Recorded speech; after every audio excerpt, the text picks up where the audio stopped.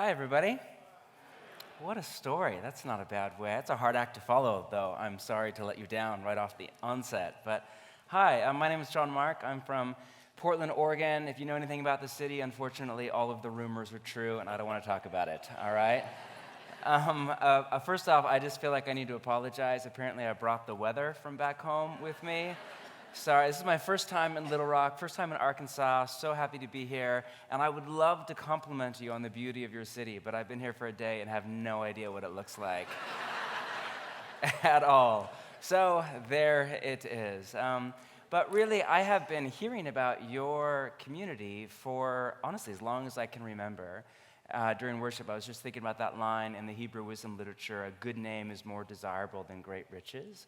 And your church has a good name, not just in this city, but across our nation, even from, the edge of the frontier where I live or whatever. You have a good name. And just as I was praying with your leaders before tonight, just thinking about your 40-something years in as a church, the heritage that you have of faith, my city and the church plant I'm a part of are just so very different. We don't have what you have in many ways. And what a heritage, what an honor to be here.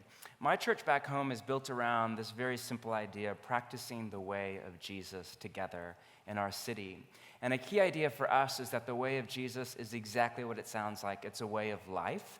It's not just a set of ideas that you say yes to in the mental furniture of your mind, or what we call biblical theology.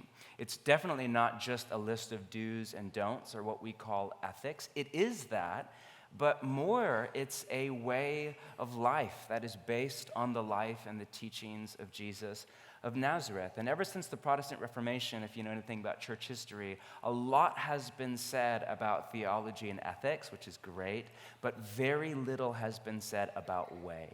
And I'm telling you, way is where the money is at. Eugene Peterson once said, it's the way of Jesus, wedded to the truth of Jesus, that brings about the life of Jesus. A lot of us are kind of all truth, which is beautiful, and we just sense this lack deep in our soul of the life that Jesus has on offer, what he calls life to the full. And for some of us, the missing ingredient there is way. And so for us back home, in the New Testament, somebody who follows the way of Jesus is called a disciple. In the late modern church, we often think of disciple as a verb, like that's how most of us use it, as something that you do or that is done to you, and that's just fine. But in the New Testament, it's used not as a verb, but as a noun. It is something or somebody that you are. The word in Greek is mathetes, and a number of scholars argue a much better translation is the English word apprentice. To apprentice under Jesus in our little frame of reference is to organize your life around three very simple goals. One, to be with Jesus. Two, to become like Jesus. And three, to then in time do what he did, or an even better but kind of long-winded way to say that is to do what he would do if he were you. If he had your gender and Myers-Briggs type and Enneagram number, if that's a thing here, or just a cultish Portland thing, I don't know.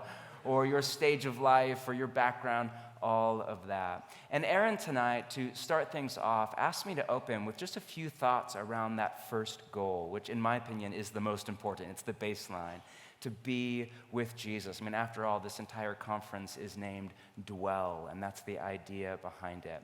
On that note, please turn in your Bibles to John chapter 1. John chapter 1. In the late 90s, Dan Rather sat down for an interview with Mother Teresa on 60 Minutes. And at one point in the interview, he asks her, Mother Teresa, when you pray to God, what do you say? She thought about it for a minute, and then in her quiet voice, she said, I don't say anything, I listen. And he was a little thrown off for that on live television. So he said, okay, well then, when you pray to God, what does he say to you? And she thought about it for another short moment, and then she said, he doesn't say anything, he listens. And then he was really confused. And then there was a follow-up, and she just said, and if you can't understand that, I'm sorry, but I don't think I know how to explain it to you. What Mother Teresa was getting at was a type of prayer That sounds a bit strange or alien to many of our ears in the world that we call home. When I hear the word prayer, I immediately think of asking God for things, which is one type of prayer the New Testament writers call intercession, but it's one type out of many. Normally, when I teach on prayer, I define it as, just talking with God, not talking to God, but with, and definitely not talking at God, but talking with. It's just the sense that you get when there is a back and forth. It's conversation. But there is an even deeper level of prayer below that of what in our tradition is called communion, a kind of whole life orientation of not just the mind, but that as the portal to your soul toward God. I love Ronald Rolheiser. He's my favorite Catholic writer. Am I allowed to quote a Catholic down here? I don't know anything about your church or your city, really, other than that you're great. So sorry if that's not allowed. I love him. And his definition of prayer is lifting heart and mind to God. You can do that with or without language. Or take a look at this from Richard Rohr. I do not remotely endorse his theology, but I love this definition of prayer. Prayer is not primarily saying words or thinking thoughts. It is rather a stance.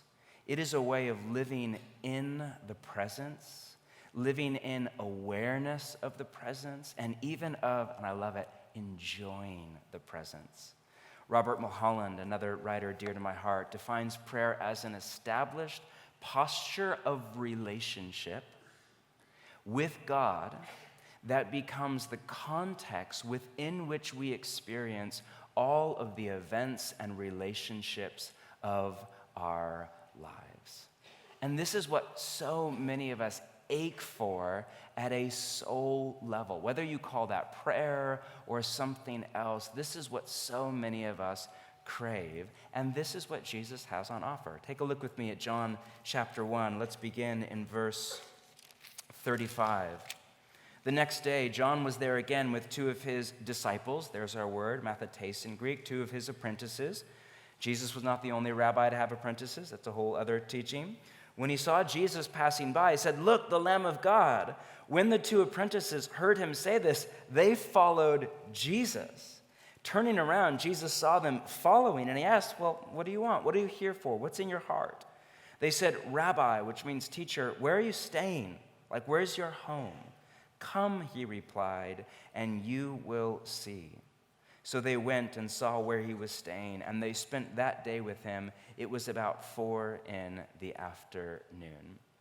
This is one of many stories in the New Testament where Jesus' open invite to so many people was, "Come and follow me." Or I love the language here. Just come and spend the day, spend time, just be with me. That was and still is the open invite of Jesus. Now, of course, you're thinking, people, that begs the question, well, how exactly does this work now? We don't live in first century Galilee. Jesus is not here in flesh and blood. To follow Jesus in the first century was not a metaphor or a word picture. It meant he's 10 feet away and he's walking north, walk behind him, right? So how do we follow Jesus now when he is at the right hand of the Father in the imagery of the New Testament? Well, Jesus answers that question. Turn over to John chapter 14. And again, this is just kind of to get us started. Most of you, this is review for most of you, but John chapter 14, as Jesus starts to move toward his death and then his resurrection, and after that his return to the Father, he starts to prep his apprentices for the reality that he is about to go away, but he starts to prep them for who will come, not what, but who will come in his place. Have a look at John chapter 14, verse 16. He says this, "I will ask the Father, and he will give you another advocate to help you and to be with you, just like I'm with you, but forever." That phrase, another advocate, is really slippery to translate from Greek into English. There are two Greek words for another. This one means another of the same kind. So this can be translated, "I will give you," or "he will give you another one of me." And of course, who is this mysterious other one of me? 17, "the Spirit of truth, The world cannot accept him because it neither sees him nor knows him, but you know him, for he lives with you, and he will be in you. I will not leave you orphans. I will come to you. Skip down to 25. All this I have spoken while still with you, but the advocate, the Holy Spirit, whom the Father will send in my name, in my nature, just like me, he will teach you all things, will remind you of everything I have said to you. Peace I leave with you. So for Jesus, the way that you and I that we follow him and we spend time with him on this side of his resurrection is via the Spirit.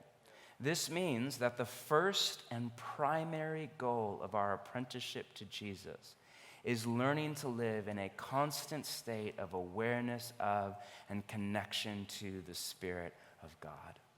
If any of you in the room, I know a lot of people have been following Jesus for decades in the room. If any of you are new to it, you're thinking, where do I even start? This library is really thick, and there's a lot on it. Where do I even? This is it. If there's a starting line, it's right here.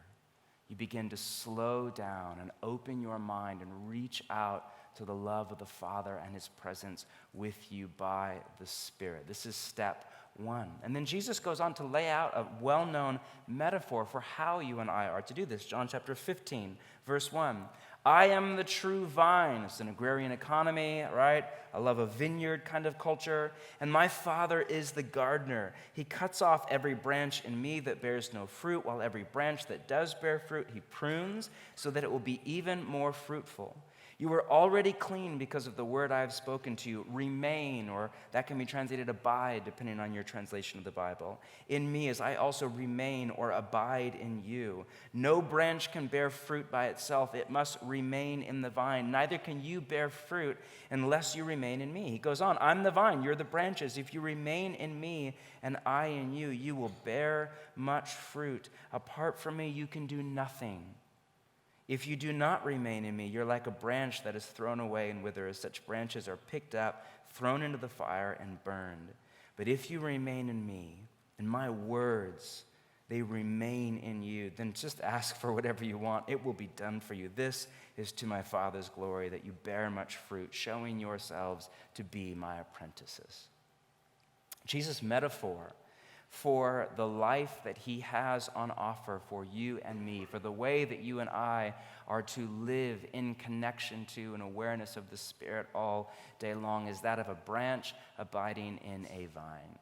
In this one little teaching, he uses this word, meno in Greek, which can be translated abide or remain, or dwell is a well-known translation of that. Dwell in me, abide in me, remain in me, like root your address in me, set up your home in me. He uses it 10 times. Many of you have been around the Bible to know long enough that in ancient Near Eastern literature, pre-codex, pre the printing press, all of that, this is an oral culture. Your experience of John up until really Gutenberg would have been oral, out loud, read to you, often in one sitting. And so if you're a writer and you want to really drive a point home, you don't italicize or bold or star or underline or circle with lipstick or whatever your style is. You repeat it. Not once, not twice, but 10 times we have this command of Jesus, remain, remain, remain, remain, remain in me. Jesus' point is, listen, just get your heart, which in biblical literature is shorthand for this trifecta of your thinking, your feeling, and your will, your thought life, your emotions, and the center of your desire, the fulcrum point of your life. Get that core aspect of you into awareness of and connection of the Spirit, and just stay there all day long. Anchor your mind there, tether your soul, and when you drift out of sync, just come back to that candle flame. I love that metaphor. I wish there was a candle here right now. That was really doing something for me. I practice Sabbath. We start on Saturday nights. And I literally, they gave us a candle in our little gift bag, and I thought, this is I usually travel with a candle, and on the road we'll light a candle to begin Sabbath, and we had it, and then I realized I had no matches, and so it was just this anticlimactic moment at the hotel right before tonight, and then they stood up, and I thought, this is the sovereignty of God, and then apparently it wasn't. So I'm not sure what exactly, interpret that by your theological schema, right? Whatever. But I love that imagery of the candle. When you step out of sync, just come back to center. Jesus, through his death, burial, and resurrection, has opened up a door for all of his apprentices to experience the kind of relationship with the Father that Jesus had. Where he was just walking around. I always do what pleases the Father. Walking around as if the thread, the thinness between heaven and earth was practically non-existent. Just with the Father all through his day, not in a hurry, not busy, not stressed, but just present, not just to the moment, not just to the man or the woman or child or the pain or the joy or the beauty in front of him or around him, but above all to the Father in him. There are all sorts of language to capture this kind of a relational dynamic with God. Jesus called it abiding. Paul later called it prayer without ceasing. I don't think by that he means like a 24/7 intercessory prayer meeting. Like just do the math on that. You would pray for X number of days and then like you would just die at some point, without food, water. I think he means something else by prayer without ceasing, ongoing, what A.W. Tozer once called constant, conscious communion. Our Catholic brothers and sisters call it contemplation. The medieval mystic Brother Lawrence called it the practice of the presence of God. I think that's my favorite name. His real life name was Nicholas Herman. If you don't know his story, 15th century monk in Paris who later came to be known as Brother Lawrence. He was a dishwasher at a monastery. He wasn't even a priest. He was a dishwasher, this monk in the back kind of corner of this busy monastery in Paris who had one aim in life, and it was what he called the practice of the presence of God, just to live in the love and the joy and the peace of the presence of the Father. And he devoted his life to it. And you do that for years and then decades, and word got out, and people would literally travel from all over France and then all over Europe to watch this man wash dishes in the back of a monastery. And eventually people started to write letters back and forth between him, and after his death, those letters were compiled into a book. And it's not really a book, it's a pamphlet that, I'm not sure if this is true, it's hard to get stats on, but some scholars estimate is the most well-read Christian book of all time outside of the Bible, even better than Harry Potter. And that's really saying something, But here's a quote from one of those letters that I love. He writes this: "The time of busyness does not with me differ from the time of prayer." Meaning and you filter, you're not a dishwasher in a monastery. Maybe you're a parent of little children, or you work on a construction site, or you're an accountant, or whatever. Think of your time of busyness. It does not, I need the quote. I don't have it memorized. I'm not that smart. I'm not that smart at all. But differ from the time of prayer. And in the noise and the clatter of my kitchen, while several persons are at the same time calling for different things. Imagine a bunch of noisy Parisian monks, right, in the 15th century. I possess God in as great tranquility as if I were upon my knees before the Blessed Sacrament. The Blessed Sacrament is the bread and the wine. He's a 15th century Catholic. And he's saying, yes, the bread and the wine, that moment, it's beautiful, but it's no more beautiful than when I'm mopping up after lasagna. Or I don't think they had lasagna, but whatever it was in 15th century Paris. And that is, I don't know about you, but I read that and it sounds like a pipe dream. It sounds like, sure, but you have no idea what a 2-year-old is like. Or sure, you don't have an iPhone. Or you don't know what traffic is like. Or you have no idea what my career is like. But just think about it for a moment. Let your heart desire, even right here and right now. Deep down, that is what we crave, right? This capacity to be always kind of two places at once. Eating breakfast with your family before you go to work and in the presence of God. Driving or cycling or whatever you do in this city to work and in the presence of God. Doing some yard work on the weekend or running some errands or whatever it is and in the presence of God. Not multitasking, but living in the overlap of heaven and earth. Now, we all know that sounds like a pipe dream because we're thinking, man, that's just a bit tricky. Do you have a phone? Are you aware of what year it is? Do you live in a city? Do you have family? Do you have a job? Do you have responsibilities? But notice that Brother Lawrence called it the practice of the presence of God. I love that language. It is a practice. This won't just happen. You won't, unless if you're crazy, just wired for Zen, you will not just drift into this 24/7 like practice of the presence of God, where you're just like contemplation and abiding, whatever you want to call it. I just live in this place. Most of us will not drift into that. It takes a high degree of intentionality. We live in this gravitational pull. I mean, we're just a decade now into the smartphone. You have smartphones in Arkansas, right? I'm guessing. I think so. It's not to stereotype you. We're still trying to figure out how to even be human with this new cyborg-like appendage in our right pocket. We're living what economists are now calling the attention economy, where you literally have multi-billion-dollar, multinational corporations spending heaps of money with one aim: to monetize your attention, i.e. to distract and then to addict you, because that's where the money is right now. You have people like Tristan Harris, if you know about him, a former product philosopher for Google, who saw behind the curtain and then in a rare industry move left this killer job and started a nonprofit with the sole oath of lobbying for a Hippocratic oath for software designers in DC. Because right now, so much of Silicon Valley, so much of the world's agenda is to monetize your mind and your incapacity for self-control and self-discipline. So more than ever, I mean, you don't just have if you're like, my mind is just always all over the place. It's not just you. It's the time you live in. It's the neurobiological effect of the phone and the internet and the busyness of our culture. This is a tricky time to follow Jesus, right? If we don't have attention, the poet Mary Oliver once said that attention is the beginning of devotion. I read the other day that the average attention span of an American has just dropped. You know what? It started at 13 seconds, so we didn't have a lot of bandwidth to begin with, and now it's down to 9. And then I read after that a goldfish has an attention span of 12 seconds. We now have a shorter attention span than a goldfish. If we can't pay attention, how can we possibly pray?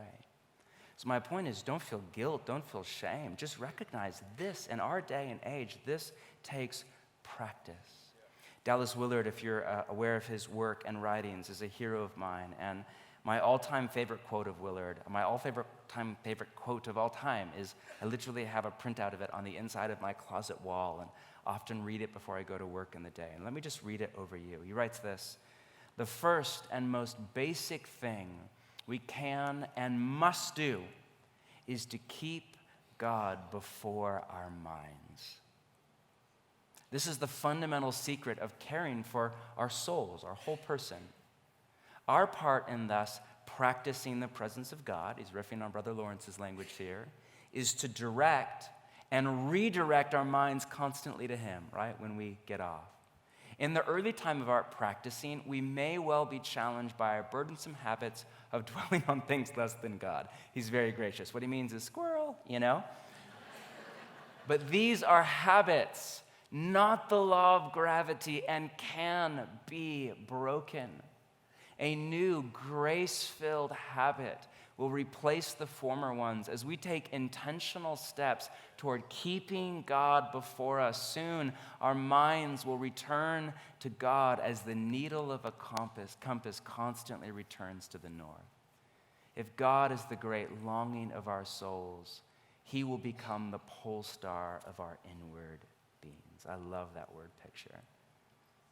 Through what scientists call neuroplasticity, what pastors often call the habits of the heart, over time, as we just direct and redirect our mind to the awareness of and the connection to the Spirit who is always with us and even deeper in us, in our soul.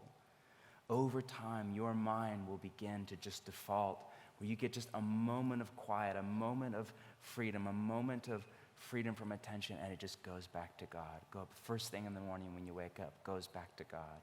You come to rest at the red light, it just goes back to God and anchor in that place. But Willard's point and Lawrence's point and all the great spiritual teachers of the way argue that to live this way, it takes practice. But over time, it pays huge dividends. Turn over with me to Galatians chapter 5, to the right, Galatians chapter 5. Most of you are aware of this letter. It was written by Paul to the church in Galatia in the first century, kind of a region more than just one church. And my opinion on Galatians chapter 5, which is, I know there's disagreement and a little bit of debate over this, but I think some passages I think all of the Bible is beautiful and inspired, but I think some are a little bit more, passages are a little bit more important than others. And I would put Galatians chapter 5 on my top 5 or 10 passages in the New Testament. And my opinion is that what Paul is doing here, and I'm not alone, is he's riffing on Jesus' teachings from John chapter 15. And we're reading a translation of a translation and all of that. But just have in your mind a quote, an allusion, a reference here to Jesus' teaching on the branch and the vine. Read with me Galatians chapter 5, verse 13. Actually, let's start off, verse 13. You, my brothers and sisters, were called to be free, but do not use your freedom to indulge the flesh. Rather, serve one another humbly in love. 16. So I say, how do I do that? Live by the Spirit, and you will not gratify the desires of your flesh, this part of you that's bent in the wrong direction toward animalistic and primal kind of desires, self-indulgence. For the flesh desires what is contrary to the Spirit, and the Spirit what is contrary to the flesh. They are in conflict with each other, so that you are not to do whatever you want. But if you are led by the Spirit, you're not under the Torah. The acts of the flesh are obvious. This is what comes out of your life if you live into your flesh. Sexual immorality, impurity, debauchery, idolatry and witchcraft, hatred, discord, jealousy, fits of rage, selfish ambition, dissensions, factions, and envy, drunkenness, orgies, and the like. I warn you, as I did before, that those who live like this will not inherit the kingdom of God. But the fruit of the Spirit is, and read this out loud with me, love, joy, peace, forbearance, kindness, goodness, faithfulness, gentleness, and self-control. Against such things there's no Torah. Those who belong to Messiah Jesus have crucified the flesh with its passions and desires. Since we live by the Spirit, let us keep in step with the Spirit. Now, how many of you have read that passage before? Yep, I'm guessing the vast majority of you. It's well known and for good reason. It is a stunning vision of the kind of transformation that is possible when apprentices of Jesus over time take on the inner disposition of Jesus himself. But I think this is honestly one of the most misread passages in all of the New Testament.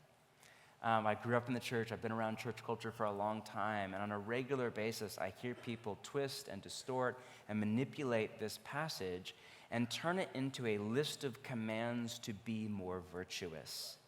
A lot of people read it as if Paul is saying, okay, everybody, be filled with the Spirit, be more loving this week, be more joyful, be more peaceful, be more patient, be more kind, and on down the list. Now, there's some problems with that. First off, it just doesn't work, because love and particular joy and peace are not a matter of the will, but the byproduct of our inner disposition. So we can't grit our teeth and be more loving through willpower. Now listen, we can act more loving through willpower for a little while, but all of us run out of willpower and then our true self comes out. But you can't be more loving. Even better analogy is just joy. You can practice gratitude, you can look on the bright side, you can focus on the positive, you can name 3 things that you like about life or whatever, but there's no switch like when you're sad or depressed, like, oh, this is stupid to be depressed, I'll just switch, be happy now, right? There would be a whole lot of people out of a job, myself included, if you could all do that. But we can't, because joy, yes, there's the sense of rejoice or choose joy, there's volition involved in that for sure, but it's an inner disposition, it's somebody that you become in apprenticeship to Jesus. It's not just some switch that you flip. Same with peace, same with patience, same with all of it.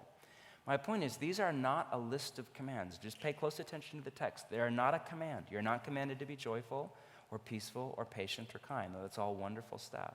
There is one command in the entire passage, and it is repeated more than once, twice, or depending on how you read the text, 3 times. At the beginning, verse 16, walk in the Spirit, and then again at the end, verse 25, since we live by the Spirit, let us keep in step with the Spirit. Man, Paul is just a genius. Do you see what he's saying? You can't be more loving or be more joyful or be more peaceful or be more patient, but we can, through the practices of Jesus, more on that in a minute, open ourselves up to the person and the presence and the power of the Spirit and let him grow the fruit of the Spirit in us from our inner disposition then out. And Paul's metaphor is of a fruit tree. And where is he getting that metaphor from? Of this like a grain? He's getting it from Jesus and his teaching on abiding in the vine. Just think about a vineyard or think about an apple tree, or what fruit do you have down here? Looking at Glenn, you have no idea. You're from Colorado. You can't grow anything. You're in the mountains. I was there the other day. There's no trees. There's literally just beautiful mountains and nothing else. But you, and it was beautiful, fantastic. Whatever the fruit tree of choice is down here, how? Can somebody just yell? Do you have fruit trees? What do you grow here? I'll stop speaking in tongues without an interpretation. What is? You're not red. Peach. You have peaches. I was going to guess that, but I thought there might be like a weird rivalry with Georgia. I don't know. Okay. No, apparently not. Think of a peach tree, right? Or a vineyard. How does a peach tree grow a peach? Or how does a vineyard grow a grape? Is it by trying really hard? You ever see a really stressed out peach tree? Just get it out, get it out, get it out. The economy's bad, get it out, No. All the peach has to do is just stay connected to the life of the vine, and it will naturally grow and mature. And in the same way, we grow, we mature into the love and the joy and the peace of Jesus, not through some kind of striving hard, but rather through just living in this really restful kind of connection to the Spirit of Jesus. Now, of course, the question as we near the end just becomes, all right, how do we do this? Just in the chaos of the modern world and with an iPhone and with busyness and with life, how do we actually do this? Well, there's a few kind of principles that we have to live into. One, I think most of us have to slow down. Willard once said that hurry is the great enemy of spiritual life in our day. Right? Jung at one point said, hurry isn't of the devil, it is the devil. Because if you think about it, hurry has the exact same effect on your connection to the Spirit as sin. It cuts you off, whether it's through some kind of rash, sinful behavior or just through the busyness of the morning commute. When your mind is not in the presence of God and your body is not as well, you're cut off from the life of the vine. It's Corrie ten Boom once said that the devil can't make you sin, he'll make you busy. Busyness is one of the few sins. Sabbath breaking is the only one of the 10 commandments that people brag about in church. Brag about breaking in church. Nobody brags about, man, I just murdered 9 people this week. Oh, great for you, brother. Thank you. Oh, I have 4 affairs. Well done. Nobody would. Are you kidding? That's horrific. But we regularly brag about how many hours we worked this week, how many days it's been since we had a day off, how busy we are with church on the weekend, all the things we did with our family, all the activities our kids in, how well we're parenting like helicopter parents. That's a whole other thing, We regularly brag about breaking the Sabbath command because many of us don't realize that busyness is one of the few socially acceptable sins in the late modern church. And it is a tragedy that is wreaking soul because everything is about relationship in the kingdom of God, and relationship takes time. And busyness does not have time, doesn't have time for God, doesn't have time for people, and doesn't have time for soul rest. So most of us have to slow down. Secondly, we have to open our life up to the flow of the Spirit. And to do that, we have to remove any obstructions or any obstacles. One of the best definitions of sin I know is obstructions and obstacles to the energy of God in you. It's exactly what it is. A mentor of mine, this guy John Ortberg, maybe some of you know him, brilliant man. He has this question that he regularly asks before an activity. It's very simple. He'll just ask, does this activity open me up to the flow of the Spirit or block the flow of the Spirit? I love that frame because often when I think about an activity and I run it through my conscience, I run it through a moral, not a relational frame. Is this activity a sin or not? Is there a command about it in the New Testament or not? But that's not a relational matrix. Whether it's watching a show on Netflix or buying a pair of shoes I don't need or whatever, what I'm essentially asking often is how much sin can I get away with without feeling guilty? It's just the wrong question. A much better question is, does this activity, good, bad, or benign, does it lead me to God or not? Brother Lawrence writes that the most important part of the practice is, quote, renouncing once and for all whatever does not lead to God. And that is the question. Does this activity, this book, this thought, this purchase, this decision, this career, this promotion, does this lead to the life and the joy and the peace that God has for me or not? If yes, lean in with abandon, guilt-free. If no, let it go, because nothing is better than the Father. And finally, we have to arrange our days around the practice of the presence of God. Like so many things, prayer, life with God, it comes down a little bit to your schedule. All of you high P on the Myers-Briggs, you just hate me right now, but it's true. Stephen Covey of 90s daytimers fame once said that we achieve inner peace when our schedule is aligned with our values. That's not in the Bible, but I have a feeling that if it was written today, like Jesus would put that line in. Like, as a modern poet once said, it's so true. If you come to believe Jesus' claims and Paul's claims later, that so many followers of the way of Jesus' claims down through history, that the deep soul-level joy we all crave is found in prayer. And again, by prayer, I don't just mean asking God for stuff, but I just mean this life of with Godness, of dwell in God. Then you have to make prayer your highest value in your life, which means prayer has to make it into your schedule.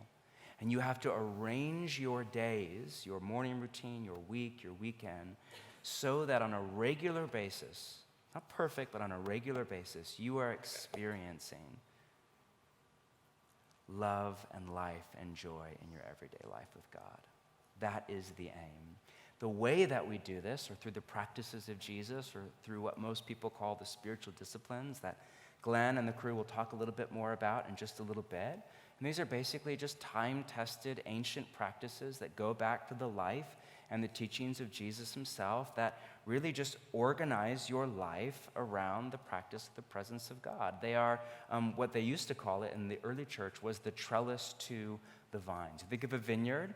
For a vine to bear fruit, it has to grow over a trellis, some kind of a structure that makes space for the vine to flourish in union.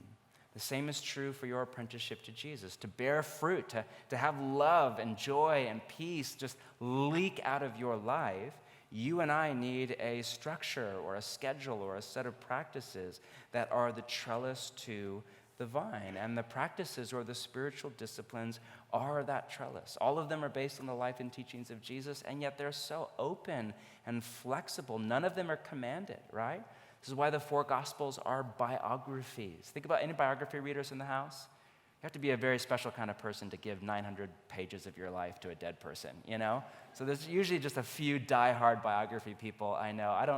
I dabble with biographies. Every summer, I read 1 or 2 or 3. And just think, if you've ever read has anybody ever read a biography in your whole life? Like, even if you had to? Okay, thank you. There's like not a single person in the room is a biography person. You're out eating peaches, apparently, or something else. Fantastic. But why do you read a biography? I mean, most of us read the biography of a luminary to either copy or avoid their kind of life. So you read about Steve Jobs or Martin Luther or whoever your hero of choice is, and you read, oh, they went to this school. I should think about going to that school. Oh, they read for an hour a day. Oh, they were into power nap. All of a sudden, you take a power nap every afternoon. And you just figure out, and it's not a legalistic thing, you just think, man, are there any details from their everyday life that I can work into my own, knowing that I'm a different person, different stage, all that, and I'm not Steve Jobs, or you don't want to be like Steve Jobs. I read his biography. Wow. But whoever else, that I can work into my own life and hopefully achieve some kind of a similar result. And it's open, and it's flexible, and it's guilt-free, but that's why you read a biography. But tragically, almost none of us read the 4 biographies of Jesus that way. But yet we all know that your life 50 years from now will effectively be the cumulative total of 1,000 tiny, minuscule habits and decisions and moments. I think one of the best translations of come and follow me is come and copy the details of my life. That's what all the practices or the spiritual disciplines are. They're just the details of Jesus' life. And Jesus never commanded them, with the exception, you could argue he commanded prayer, which you could argue is a spiritual discipline, or you could argue it's what all of them are for. But he never commanded you to read your Bible in the morning, much less read through the Bible in a year. Never commanded you to practice fixed hour prayer. It doesn't command you to go to church. It doesn't command you to eat a meal with your community. It doesn't command you to tithe. It doesn't command you to do justice. It doesn't command you to fast. It doesn't command you to do any of it. He just does all of those things and then says, if you want life, come and follow me. Come and copy the details of my life. People err with the practices or the spiritual disciplines where they get confused and they forget that all of them are a means to an end. So the second that any spiritual discipline, whether it's reading your Bible or prayer or fasting or silence and solitude or Sabbath or church, whatever it is, the second any discipline becomes an end, it's over. You're now into legalism. You've lost the why behind it. It becomes this checklist, stupid, rote, religious thing. When they are a means to an end and the end is loving relationship, they're beautiful. I, every Thursday night, have a standing date with my lovely wife, T. And there's a discipline to it. Most Thursdays, I look forward to it. Some Thursdays, I don't. Don't tell her that. She's back home. Don't tell her that. But I'm guessing she feels the same way about me. There's an act of discipline and even of duty into it that actually is a deep act of love between us for each other. And there are times when we're tired, and there are times when we got in a little tiff the day before and we'd rather just, watch TV or whatever. But we create that space as a discipline to make space for loving relationship. And we know that the more of those and we know that once a week is not enough. There has to be at least a daily touch point with each other for our soul to stay in sync together and in loving relationship. Like the spiritual disciplines of Jesus are no different. They are just disciplines, sure, but they're just touch points to, again, anchor your mind and your heart back in the presence of God, to index your desire toward him, and above all, really just to receive his love for you and to sit in his joy and his peace. I'm reading a book right now by two neuroscientists. One's an atheist, the other's an agnostic, on just the neurobiological effect of religion on the brain, specifically on Christianity, and more specifically on prayer. And their basic working theory is that as we meditate on the love of God for us, it is scientifically undeniable we become more loving, more joyful, and more peaceful. My spiritual director said to me recently, you wake up in the morning, John Mark, and you think, how am I? And then you pray that to God. He said, what if you were to ask the question, how is God? And I thought, well, why would you ever ask? Okay, that's a bizarre question. But if you think about it, God is the most loving, joyful, peaceful being in the universe. God is happy. Many of us don't think of him that way.